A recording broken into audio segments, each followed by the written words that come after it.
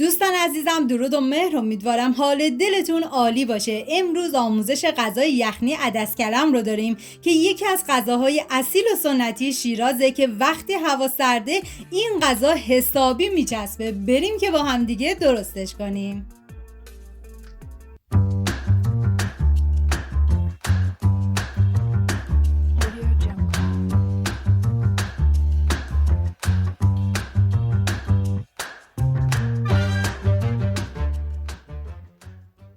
مواد لازم: گوشت و دنبه گوسفندی،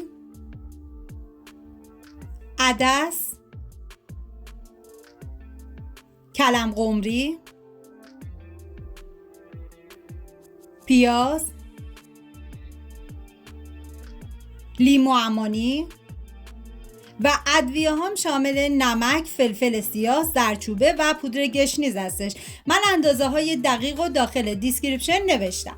حالا پیازی که داریم من به صورت نگینی کاملا ریزش میکنم و بهتون پیشنهاد میکنم که این غذای فوق العاده خوشمزه و لذیذ رو درست کنین که هر کی بخوره عاشقش میشه. و اینکه سعی کنید که از پیاز فراوان استفاده بکنید که طعم این غذا رو بی نهایت خوشمزه میکنه. حالا من داخل قابلمه کره حیوانی ریختم و بعد از اینکه داغ شد پیازهایی که ریز کردم و بهش اضافه میکنم و هم میزنم و میذارم پیازها کاملا سرخ بشه. همین اولی ویدیو هم میگم دم شیرازیای عزیزمون گرم با این غذای فوق العاده لذیذ و خوشمزه شون. و بعد از اون حالا ادویه ها رو بهش اضافه میکنیم. ببینید پودر گشنیز توی رسیپی اصلی این غذا نبود، پس قابل حذفه. حالا فلفل سیاه هم اضافه میکنم و بعد پودر گشنیز هم میزنم و میذارم تا ادویه ها تف بخورن و عطر ادویه ها آزاد بشه. ببینید من نمک رو همیشه میذارم برای مرحله آخر. و بعد از اینکه ادویه ها تف خوردن حالا گوشت و دنبه گوسفندی رو بهش اضافه میکنیم که من از گردن گوسفندی استفاده کردم و میذاریم تا گوشت یه تفت مختصری بخوره. همین که گوشت کمی تغییر رنگ داد کافیه، نیازی به سرخ کردن بیش از حد نداره.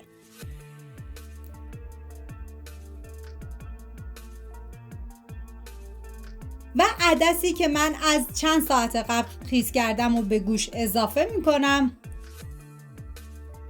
و من کلم قمری تازه نداشتم که از کلم قمری فریزری استفاده کردم.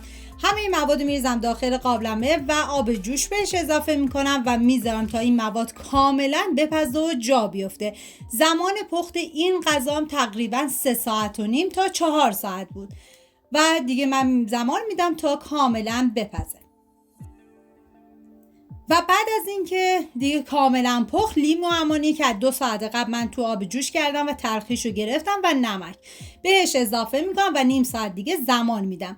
و بعد از نیم ساعت دیگه گوشت و بقیه مواد از آب جدا میکنم، گوشتشو میکوبم و آبشو میتونین توش نوتیلیت کنین و نوش جان کنین. دوستان عزیزم اگه ویدیو مورد پسندتون بود و تا این لحظه کانال رو سابسکرایب نکردین خوشحال میشم سابسکرایب کنید و اگه ویدیو رو دوست داشتید لطفا ویدیو رو لایک کنید. لایک شما باعث میشه که این ویدیو در معرض دید افراد بیشتری قرار بگیره و از این طریق هم از من حمایت میکنید. اینم از یخنی عدس کلم خوشمزه ما. امیدوارم درست کنید، در کنار خانواده از خوردنش لذت ببرید. ممنون از همراهی همیشگیتون. تا یه خوشمزه دیگر، بدرود.